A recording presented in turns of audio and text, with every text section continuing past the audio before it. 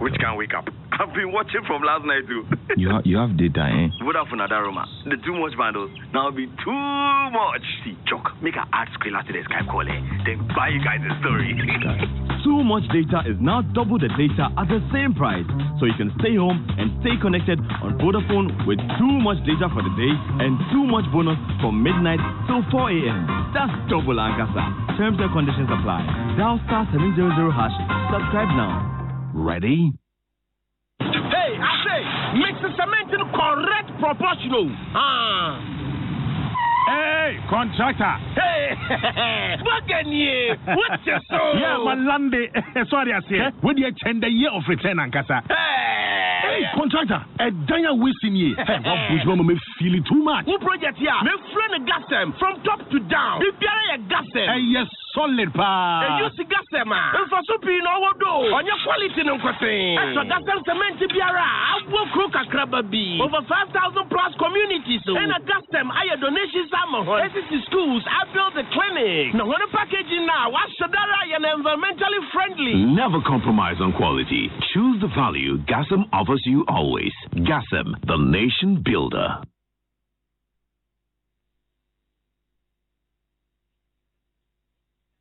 Joy 99.7 FM.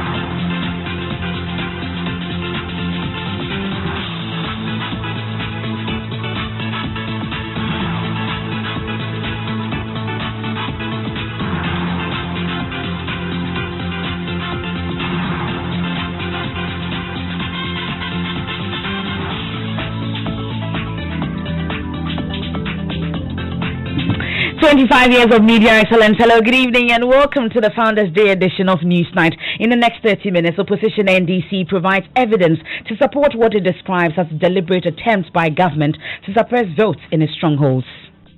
We don't have any problem if the military is being deployed because there is heightened insecurity in an area. But if they are deployed for such a purpose, that is what they must do. It is absolutely turning themselves into citizenship inspectors, questioning people and all that. They have no such power under our electoral laws.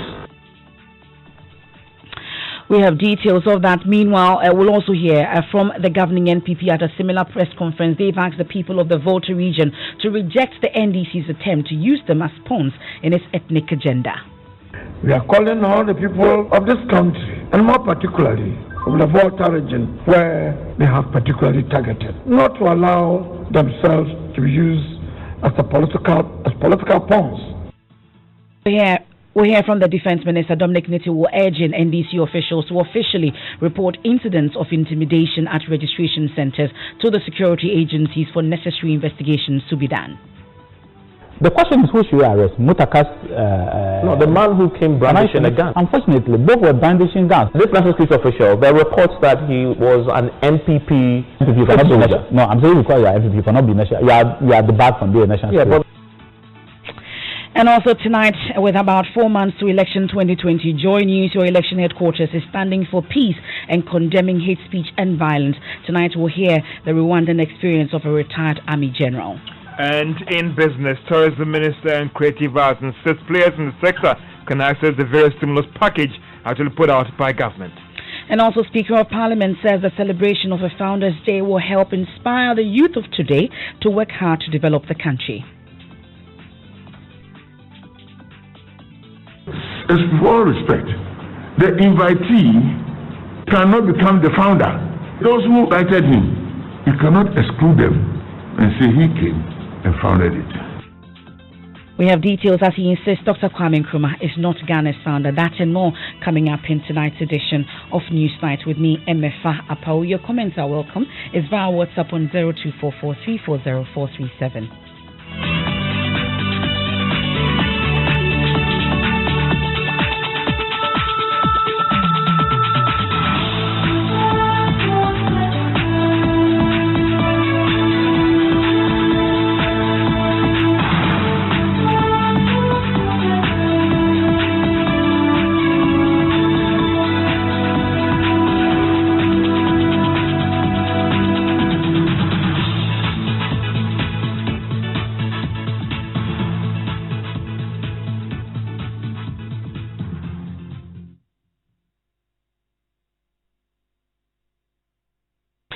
And tonight, the opposition NDC has presented what it describes as hardcore evidence of alleged acts of intimidation and brutalities meted to its supporters in the ongoing registration exercise within its strongholds.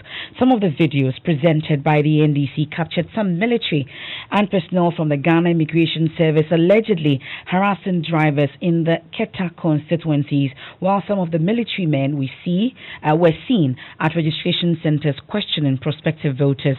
They accused the Akufo-Addo government of encouraging voter suppression through ethnocentrism. We'll hear from the NDC shortly, but this allegation comes on the back of a similar press conference addressed by the MPP's national chairman, Freddie Blay, who denied allegations of voter suppression in the NDC stronghold. He called on the residents in the region not to allow themselves to become pawns in the NDC's agenda. Every time have decided to introduce and pursue an agenda of what they claim to be ethnic disenfranchisement as their last card. Dangerous, I must say. We are calling all the people of this country, and more particularly from the Volta region, where they have particularly targeted, not to allow themselves to be used as political pawns in the dangerous political game by a desperate John Mahama and his followers. Mahama showed very little concern for the people of this region when he had the opportunity as president to impact on the lives of the people of the Volta region. Visited the Volta region, starting with Apawu in the K2 South on Saturday 11th July, a trip which took him to Akati South, K2 North, South Tone, and Ho. We have observed with shock and dismay as the NDC suddenly changed course to spread falsehood that the Akufo-Addo government was pushing an anti-Ewe agenda to disenfranchise people from the Volta region. I do remember when I was a young student, whether it was Wole Soyinka or one of the celebrated. You heard there the NPP National Chairman Freddie Blay, but the NDC has a response. The National Communications Officer for the party, Sami Jemfi, says President Akufo-Addo and his government are making frantic effort to disenfranchise non-Akans who deemed to be supporters or who are deemed to be supporters of the NDC. In the Kanta South constituency of the Uti region, arrested about 17 people who were in the queue waiting for their turn to register. And in the process, the so-called national security operatives, without any provocation, fired warning shots at the registration center, thereby disrupting the entire registration exercise at the center. What was the crime of these people who were arrested and molested? Their crime was simply that they speak French. And so these so-called national security operatives greeted them bonjour and asked them a few questions in the French language, and they responded. Once they were able to respond in the French language, they concluded that they are Togolese and not Ghanaians. And so in Akufo-Addo's Ghana today, citizenship is proved by the foreign languages you are able to speak. One wonders whether President Akufo-Addo himself is a Togolese, because we know that he's bilingual. He speaks French very well. And for him to be supervising, sanctioning this level of violence against an innocent ethnic group, and you still have ministers of state and party officials organizing press conferences, defending these shameful acts, denying them and all that, you can understand the magnitude of the problem we have on our hands as a country. Our traditional leaders, civil society organizations, the clergy, and all men and women of conscience to rise up and speak out against the well-orchestrated ethnic discrimination, harassment, and tribal bigotry in the ongoing voter registration exercise being supervised by President Akufo-Addo and the New Patriotic Party. Ghana is a peaceful country. Ghana is a peaceful country. And we all have a duty to God and country to speak up against the shameful culture of tribalism, ethnocentrism, divisiveness, and lawlessness that President Akufo-Addo is gradually normalizing and entrenching in our body politics.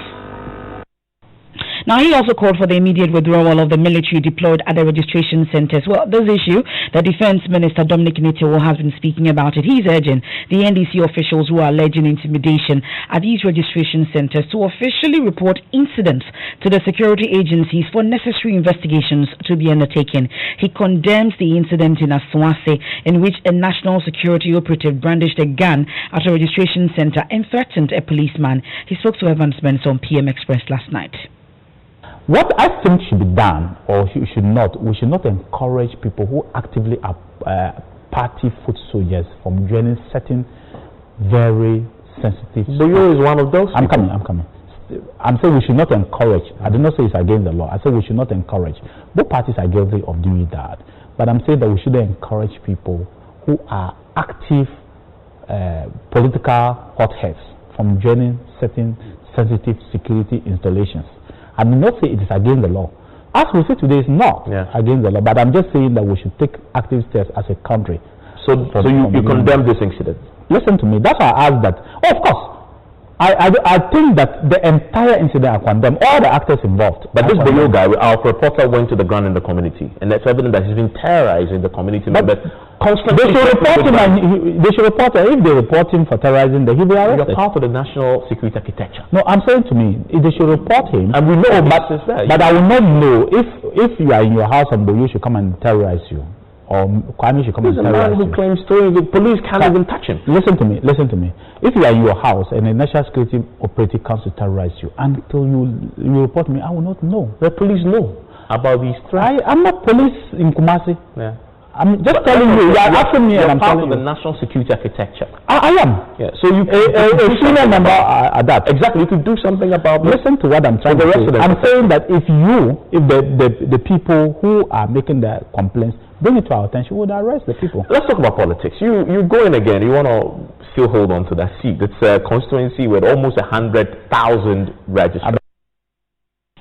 That's the Defense Minister Dominic Nitiwo there speaking to Evans Mensah on PM Express last night. But this is your election headquarters.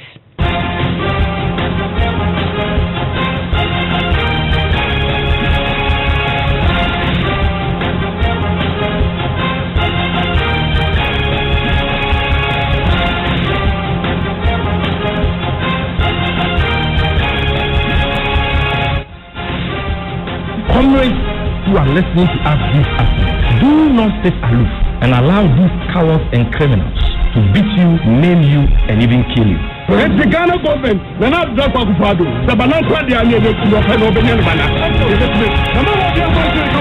And tonight, with about 4 months to election 2020, Joy News, your election headquarters, is standing for peace and condemning hate speech and violence such as the ones that you've just heard. We'll hear the Rwandan experience of a retired Army General, Major General Kwame Anyidoho. He's a former Deputy Force Commander and Chief of Staff during the Rwandan genocide, and he led a mission there. And he's been telling Winston Amo on the Super Morning Show today why Ghana cannot afford to entertain persons who engage in hate speech as well as violence.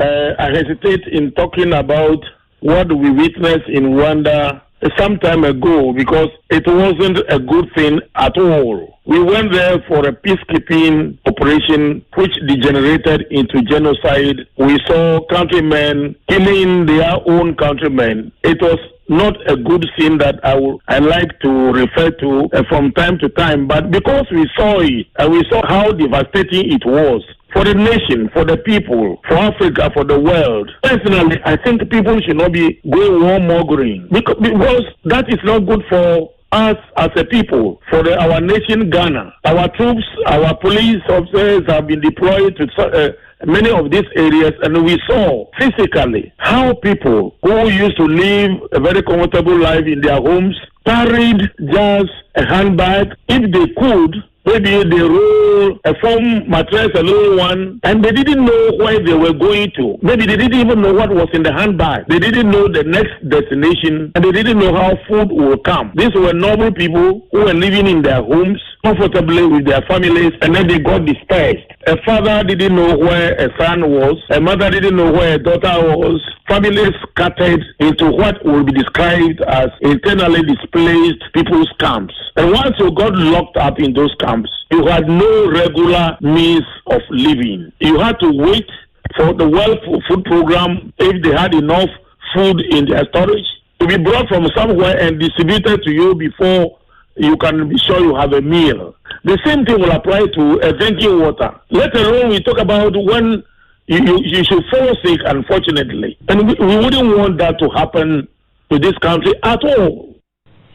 That's Major General Kwame Anyidoho. He's a former Deputy Force Commander-in-Chief of Staff during the Rwandan genocide, telling us why you cannot entertain politicians or ordinary Ghanaians who engage in violence and, of course, hate speech and war-mongering. This is your election headquarters.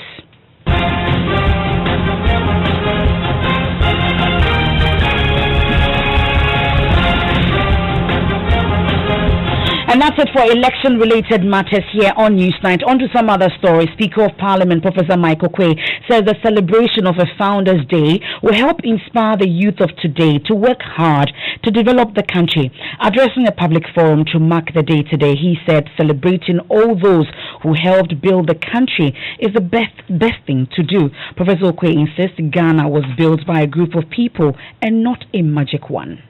All wastelands were to be vested in the British Crown. Out of the Fanti Confederacy sprang a movement called Aborigines Rights Protection Society, ARPS, to oppose the bill.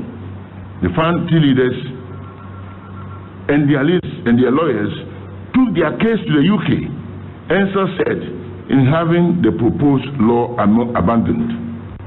Meanwhile, the law was made to apply in all Africa, including Nigeria.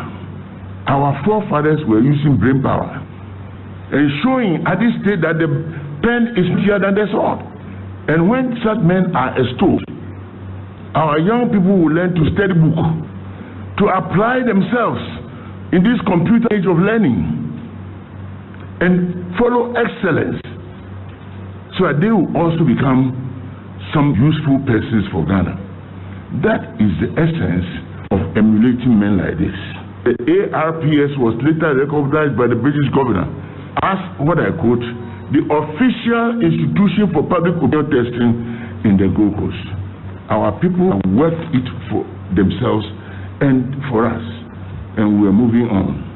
The history talks about a galaxy of stars, including the name Matiko, the King of Ashanti, John Mensah Sam, Chapman Grant, Casely Hayford, the Asandos, and other heroes of the time. Ghana was evolving. It was not a one-day affair, achieved by some magic wand, suddenly from somewhere. No. And we had no counterparts at this time in any part of colonial British Africa. We must be tough ourselves, because out of national pride, excellence emanates. When we show and teach our children, you are a Ghanaian, you must aspire to the stars. You are a Ghost boy, you are a Gold Coast girl, now a Ghana boy, Ghana girl. Excellence must be the hallmark. That is how we should build our nation. At that forum, which is still currently underway, the Speaker of Parliament, Professor Michael Quay, insists that Dr. Kwame Nkrumah is not the sole founder of Ghana. And when the UGCC met in 1947, if anyone tells you, oh, they did not really have independence, it was after a certain arrival that independent fell on the agenda. It is palpably false. Because from the Constitution and from the declarations of that great day of 4th August 1947, you see clearly that we had men of gold who were poised to lead this country and, for that matter, ready to govern as Africans. Without Nkrumah, later with Nkrumah as a leading player, the UGCC collectively worked for the good of this country. That day, the UGCC was inaugurated. Incidentally, Nkrumah was not in Ghana. But I admit, when he came, he became a prominent part of it. That is true. But with all respect, the invitee cannot become the founder. As if today say those who invited him to come and participate because of his skill in organization, you cannot exclude them and say he came and founded it. Speaker of Parliament Professor Michael Quay commemorating Founders Day at a public forum still underway at the Ministry of Information. You're still listening to Newsnight here on Joy 99.7 FM, and let's talk about that investigative piece that got Ghana talking. Missing kilos after the 2-year tussle is being aired on the Joy News channel tonight at 6:30 p.m. And as the Ghana Cocoa Board hints of introducing electronic weighing scales, some produce clerks have been sharing the strategies they employ in tampering with skills. This part of excerpts of our hotline documentary Missing Kilos, which explores how officials of state and privately licensed buying companies adjust weighing scales to steal cocoa from the cocoa farmers. Join News investigative journalist Kwete Nate reports that the clerks tamper with the strings fixed at the back of the weighing scales. Listen. Or check if he depo for all depo. It's true, government says clerks should weigh the cocoa at 64 kilograms, but it is done at 67. I urge the government to check the managers. They are exploiting the people. I have no other choice than to weigh the bags brought to the sheds at 70 kilos.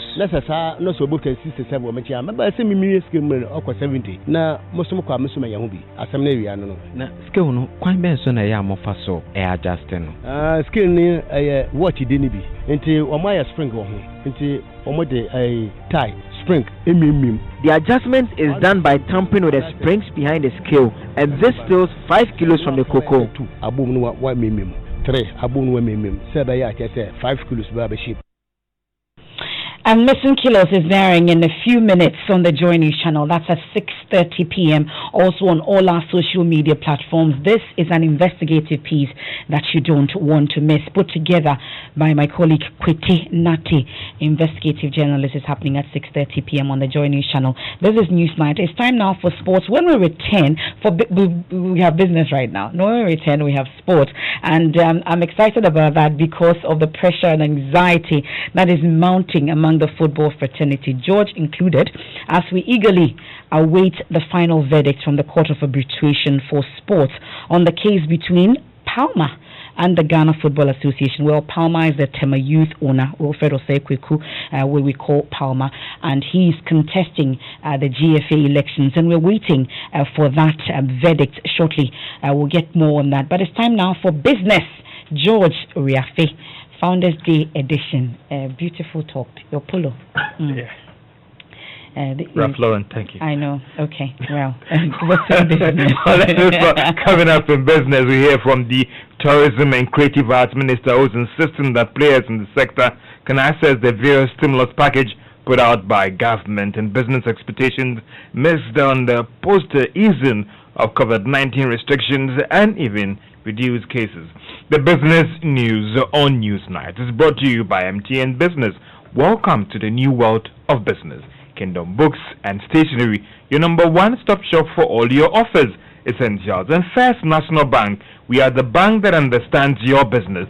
First National Bank, how can we help you? So everyone says I'm a Kosia filler, but it's not like I'm nosy or go out to find out the latest filler. It's just that I get 50 megabytes of data free after paying for only the first minute of every call. And so I just keep discovering stuff minute after minute. That's how come I was minding my business, scrolling through my timeline, and I found out Coco has a new baby. Oh, and lastly, I learned Ken won the lottery. You see, Ken is my brother's friend. So hello, look who's about to roll with the rich and famous. Enjoy even more value with MTN Free After One. You only pay for the first minute of your call on MTN Free After One, and the rest is free. Plus, you enjoy free 50 megabytes worth of data to browse your favorite sites. Compare where, compare there. So dial *315# to sign up. We day for you everywhere you go. Terms and conditions apply.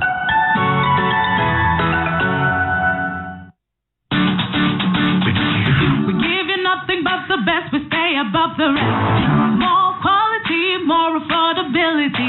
Kingdom Boost and Stationery.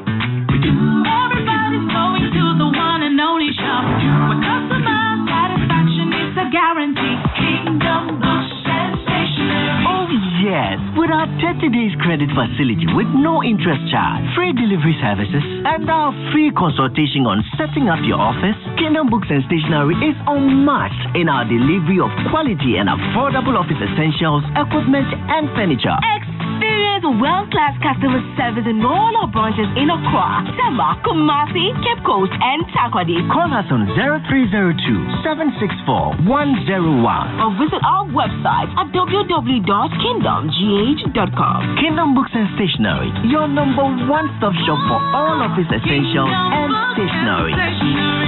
Terms and conditions apply.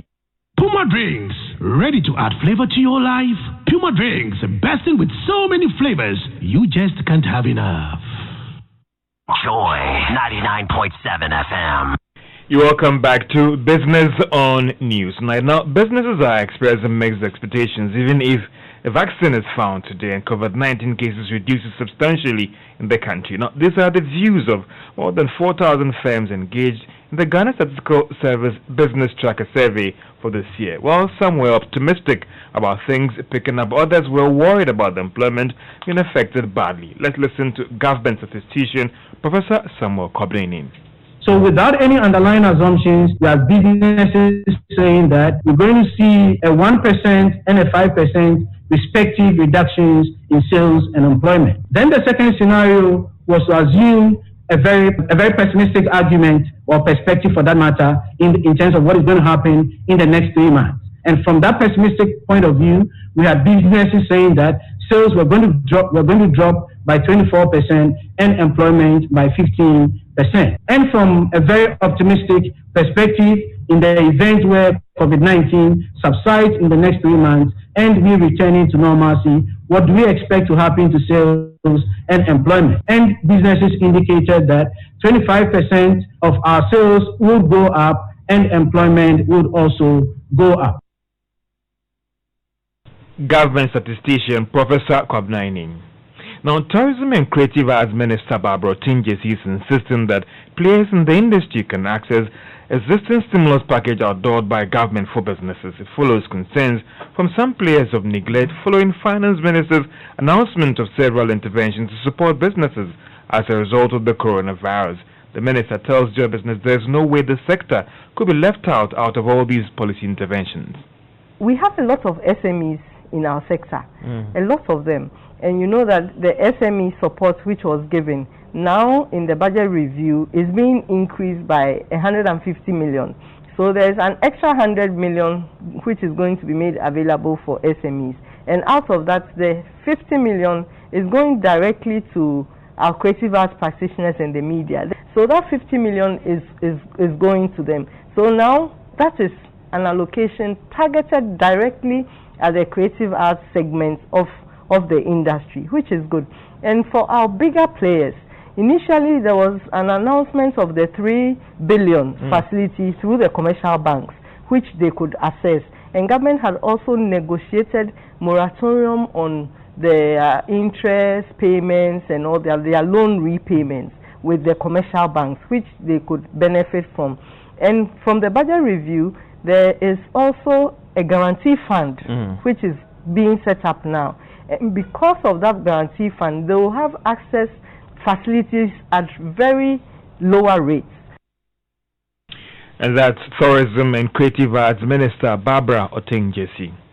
Now, Government Task Force on Enforcement of Retail Trade Law say they will review all the retail trade shops that have been closed down by the Ghana Union of Traders Association. Now, this was contained in a statement issued by the Trade Ministry outlining some changes to the task force mode of operation in enforcing the laws. The statement added that the shops that have also been opened and are being contested would also be reviewed by the task force. The statement noted that this is also going to expand its operations to cover the task force in terms of bringing other institutions on board as they go out to enforce the law. That will include local authorities, the police, and some ministries, departments, and agencies, as well as the Ghana Standards Board. And that's all for the Founders Day edition of Business on Newsnight. Thank you very much, George. Enjoy the rest of the holiday and see you, God willing, tomorrow. Right. Now, quickly, to update you before we go on to the phone lines to join my colleague Benedict Owusu, the High Priestess. George, this is something that you've been interested in, this Kafaba incident. So the High Priestess who was seen in that video has been arrested by the police in the region, thankfully. And she's admitted being the one in the video which went viral. And she's been detained for further investigations, and she would appear before court tomorrow. So it looks like we're making some headway. When I watch that clip, it makes me worry about one day we also being old and how we'll be treated. I haven't been able to watch the full video, and I don't think I can do it.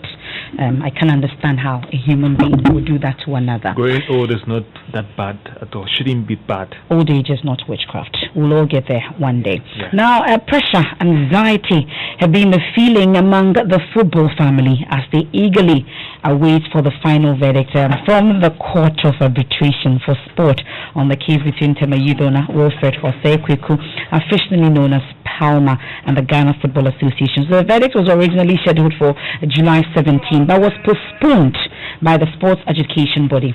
Jose Palma took this petition to cast after his disqualification from the GFA presidential race last year. Now, so per the arrangement today, if you've been following, the ruling should have been in by now, but there's nothing of the sort so far. We're still keeping our ears on the ground. But let's bring in Benedict Owusu on the Joy Sports desk. Benedict, why has the ruling delayed? And maybe something may have changed between the time we spoke and now. Has the ruling come? No, as we speak, there is no ruling from the Court of Arbitration for Sports that's cast, and I've been on their website since morning, and they've not given any reason or so the delay. I mean, we all expected it by now, taking into account the time of communication of the adjournment, which you mentioned on the 17th of July. That came very early in the morning. So, and also taking into consideration what happened recently with the Manchester City appeal against UEFA, which also came in the morning. So some of us expected it by 9 a.m., but here we are still waiting for that, verdict from the Court of Arbitration for Sport. So refresh our memories on the relief that Mr. Jose Palma is seeking should he win this case. So basically, he's for relief. The first one, of course, is a declaration that the GFA Selections Committee's decision contained in its letter, which was dated on 4th day of October 2019, is null, void, and of no effect. That's the first relief he's seeking. And also a declaration that the GFA's eligibility criteria set in October 2019 that disqualified him, Mr. Palma, from contesting the presidency are not justifiable. The third relief is that an order nullifying any election conducted by the GFA pending the final determination of the instant proceedings. And the last one, of course, which is the biggest one, an order directed at the GFA to conduct fresh elections, giving each candidate a fair chance of contesting same based on GFA rules. Okay, so I'm sure you've been speaking to both sides of this issue as we await this ruling. Like you said, we're hoping would have come by 7 a.m. or so. But what have they been telling you as they await it? Well, I've been at Mr. Jose Palma's house since morning. I was there and left around 4 p.m. He's very, very calm. All the people, around him are also very optimistic of, this ruling going in their favor. All that they are saying is that they've argued their case very well at the Court of Arbitration for Sport. So as they await for the verdict, they are very hopeful that will go their favor. I mean, from the camp of Ketukuku, yesterday he granted an interview to an Accra-based radio station where he talked about the fact that he's not perturbed and that they will definitely go according to whatever cast will come out with. So if there's going to be fresh elections, they will comply with it. The General Secretary of the FA has also spoken as well, shared same sentiment as that of the Football Association President. So, I mean, both camps are very optimistic, with the verdict. Palmer tells you that he's very optimistic that he will go his way, same as that of the FA President and his people. Okay. So, as we speak now, Benedict, when should we expect it, since it has still not come in your checks? What does it tell you? Well, since the Court of Arbitration for Sports has not given any indication of a postponement or an adjournment of the ruling, then what it means is we should still expect it by close of day today. So they said on the 4th, today is 4th of August, we still have some time. As I recently checked their website, they've published a case. That is not that of our case we are waiting for. It's about one Ibai Salas Suruzua, who's been found guilty of an anti-doping rule violation, and they've imposed a 4-year period of ineligibility on him. So definitely should expect the verdict by close of day today. And if that is anything to go by, Emefa, the last time that they sent them a communique, that was around 11 p.m. In this same matter, 11 p.m. I mean, yes, the Court of Arbitration for Sport, as you speak, it's in Switzerland and they've closed, but we still expect that the ruling will come out by close of day today. Okay. Well, that's my colleague Benedict. So hopefully the website is not on holiday as well, since it's a holiday here in Ghana. But let's move on from sports. We are monitoring that closely, and the Joy Sports team, as and when we get the very latest, know that the Joy Sports team will be the first to bring you that news on all our social media platforms, as well as myjoyonline.com on radio, and of course on the Joy News channel on TV, which is free to air on your digital terrestrial platforms. Now, let's turn our attention to education, because this issue about the Chendebua Kudria Senior High School demonstration over poor leakages and strict supervision from their headmaster. A 3-member investigative committee has been set up to probe that student unrest. So the committee established by the Setro Kumewu district has 2 weeks to submit a report on that. So it follows that riot by final year students over supervision of the ongoing West Africa Senior High School certificate exams, that's the WASI. So they accuse their headmaster, John Baywell, of being too strict on them in the examination hall. And they've also mentioned they went on rampage, destroying furniture and throwing away the food they served them in the dining hall in protest. So it took the intervention of both political and traditional authorities to restore calm. But the Director General of the Ghana Education Service, Professor Kwesi Opukwa-Mankwa, while condemning the violence by the students, says the issue will be investigated. Without being judgmental, I don't think the students have that right. We don't solve our problems through violence. So if they have any grievance, we have to channel it through the right processes rather than to vandalize government property unduly. This particular school, we've seen also other videos making the rounds, students upset at what they believe to be something they've studied or had been provided with, books, past questions that sort of they were told that they were going to come in the papers, and they were upset about it. The issue about some students saying that they are what they call apostles and things like that reminds me of what happened in my time somewhere in 1982, when there were a couple of riots around that time in schools, and it was one of the questions that we almost always expected about student riots. And lo and behold, when we went in there, it wasn't student riots, but it was student unrest. And a number of us could not answer that question because we were expecting the word student riots, and then what came was student unrest. Past questions doesn't mean that you have to have detail exactly what has been, what is in the past questions. It prepares you, gives you an idea of the things that are likely to come, the pattern of certain questions, how to answer them. And the past questions that we gave them was actually something that we worked with WAEC, said that it included the chief examiner's report that gives comments on how students answered questions, the ones that they answered well, the ones that they did not answer well, and then things to look out for when you are answering your questions. The whole setup of schooling is not to shield somebody or to see the people who do well and the people who don't do well and leave them behind. That's the Director General of the Ghana Education Service, Professor Kwesi Opoku-Amankwah, speaking to Evans Mensah. Now let's hit the roads, because there was chaos at Awoshi Mangwase in Accra today as the angry youth of the area protested 40 traffic lights which they claim have been neglected by authorities. So it took the intervention of the military and police to unblock the roads after it had been sealed all morning. Residents say the lack of traffic lights there amounts to at least one death every week. They spoke with Joy News' PC Nanaya Safo. Listen.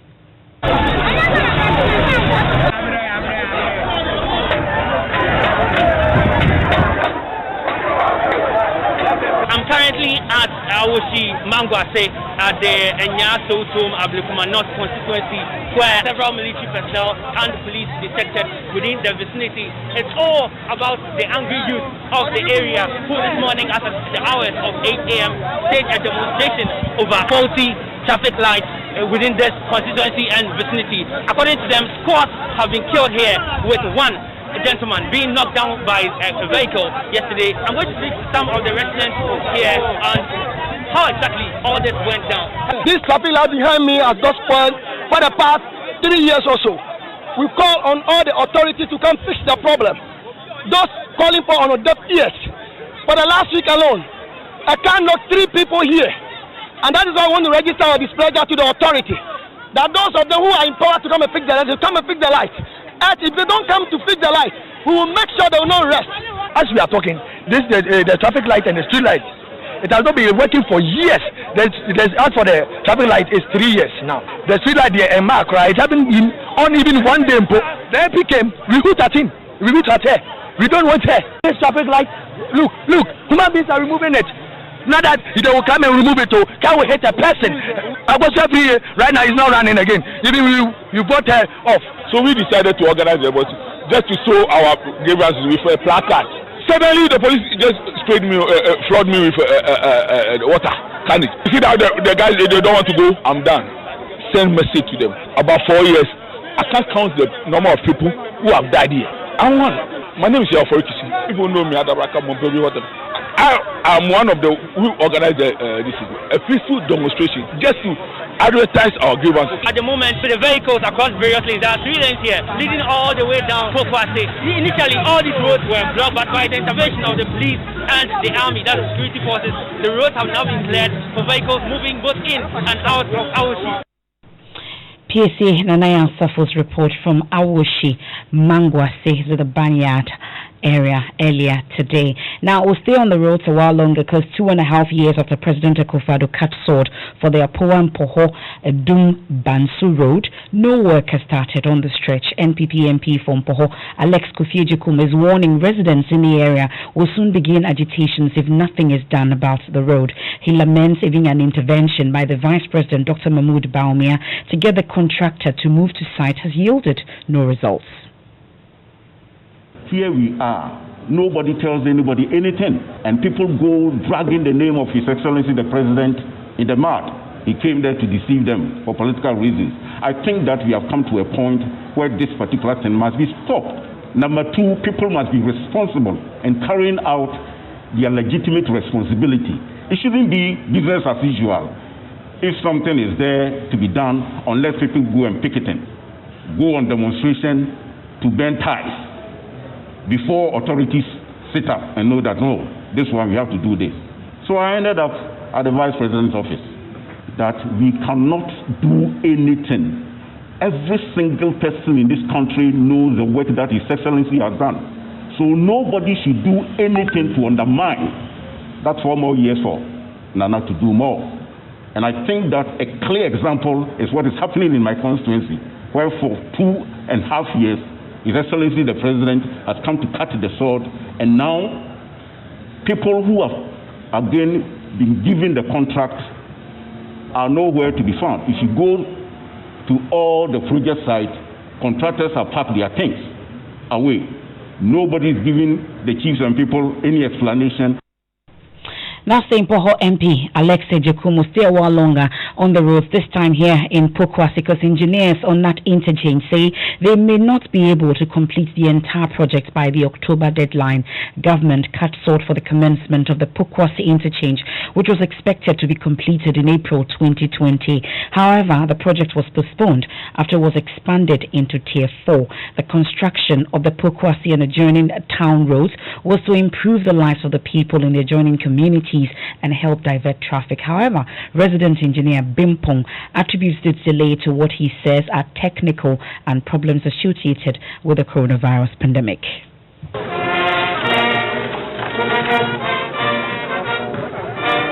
A groundbreaking ceremony at Pokwasi to begin the construction of the Pokwasi interchange at ACP Junction in the Gan West municipality of the Greater Accra region. The interchange, according to Senior Minister Yawo Safo-Mafo, who represented the President, was to ease traffic and improve urban mobility of residents within the project zone. We are about to perhaps cut the sword of one of the most important interchanges in this country. In December 2019, President Akufo-Addo visited the site where engineers assured him work will be completed in October 2020. Our construction work. So what we have here are the piers, and that's what you can see, in your view here. When this is completed, when you're on the Accra-Kumasi Road, this is what you see. You have the second tier, the third tier, and then the fourth tier. With barely 2 months to the deadline, the news team decided to take a tour the project site. Safety helmets on, reflectors, and hand gloves, all in line with standard safety procedures at the site. Steadily, we climbed the stairs till we reached 22 meters above the ground. Actually standing on the tier 4 of this project, which is supposed to connect Awoshi to Kwabenya. Resident engineer Kwabena Bimpong said the project has faced several setbacks, including the coronavirus pandemic. Structures on the road, hawkers, and all these people was a major challenge. Now, the diversion of the road, this is the main Accra-Kumasi road. Over 40,000 vehicles ply this road each day. When the COVID came, for about 2-3 months, we had a reduction of over 100 workers. And that really caused a major setback. He also revealed that they will not be able to complete the entire project by the stipulated October deadline. It's a challenge, but then we are determined to meet this deadline, but not to complete the entire project. At least all the left hands of the ramps should be ready. During our visit, heavy vehicular traffic on the stretch was noticeable, but Engineer Bimpong was emphatic that after the project's completion, there will be free flow of traffic. When this project is completed, they will be on the right-hand side, which is the service road, and that service road has bus bays. Okay. But again, at the end of the day, it is all about enforcement. The Pokwasi interchange is said to be the second 4-tier interchange in Africa after the Epclote interchange in South Africa. That's Emefa Nancy Dradosi's report. And whilst we push for roads to be constructed since it's the year of road, remember that our Arrive Alive campaign is also ongoing. Obey all speed limits and signs, be attentive and drive responsibly. Never drive under the influence of alcohol or drugs, and always wear your seat belts and observe all the speed limits and signs. It's very important that you do so. That's part of our Arrive Alive campaign, brought to you by Joy News, Toyota Ghana, and Total Ghana Limited. Now, on to some other stories. Minority leader Haruna Idrisu is calling for sincerity on the part of African leaders as the African Continental Free Trade Agreement gets operational early next year and ensure the fair free trade. The House approved the host country agreement between Ghana and the African Union yesterday. Mr. Idrisu does not understand why currently Ghanaian businesses are not thriving in Nigeria, although Nigerian firms are doing business freely in Ghana. As we are speaking today, some shops of Nigerian businesses have been locked down in Ghana, and Ghanaian businesses cannot penetrate the Nigerian market. So where is our sincerity as African leaders and African heads of state? And Mr. Speaker, my worry, Nigeria still has a long list of what they call prohibited goods from Ghana. There are certain categories of goods that Ghana cannot export to Nigeria. Yet we open our markets to them. I can understand the closure of the shops is within the law. I think that some provisions were made under the GIPC Act to protect our own. But the sincerity of our African leaders to open up is important. Look at Dangote. We facilitated his presence in Ghana here. We gave him all the incentives.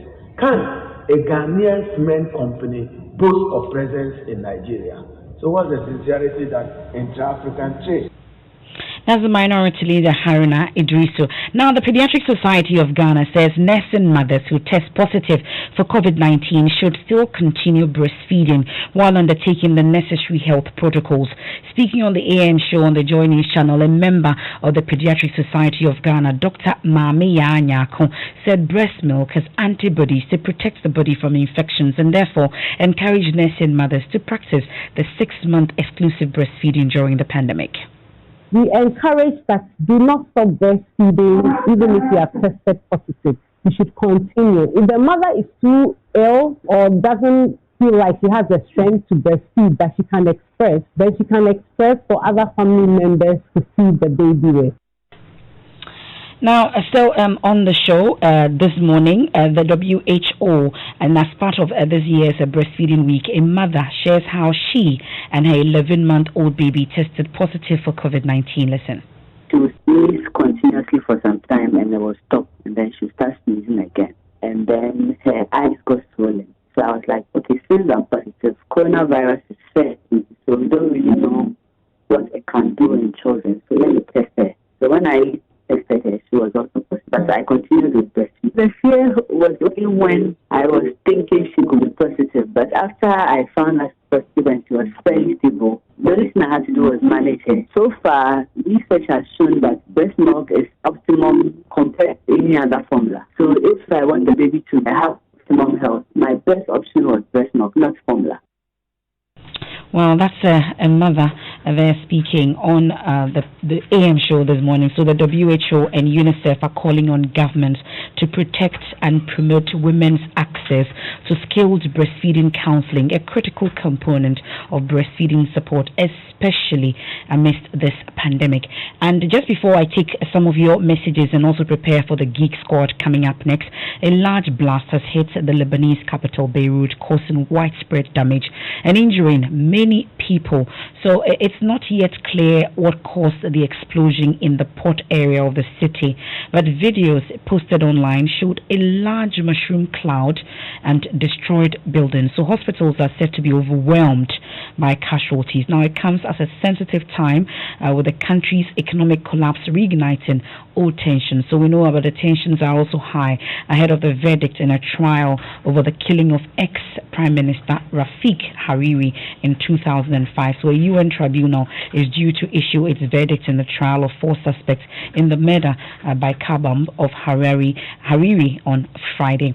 So the Lebanon's health minister Hamad Hassan has spoken of many injuries and extensive damage. So the Reuters news agency, for instance, is quoting sources as saying that 10 bodies have been pulled from the wreckage so far. We're definitely monitoring that, and we'll get you more via our partners, the BBC, and then also on myjoyonline.com. So let's quickly go through some of your comments that you've sent in. This one says the response from a WAEC official will be required. This is on the Trinibua Kodria issue. And there's one also on the Founders Day asking whether it's worth celebrating. It's a long article that you've sent in. It's 4th August, a day set aside to commemorate the mammoth contributions of our founding fathers in their quest to extricate themselves.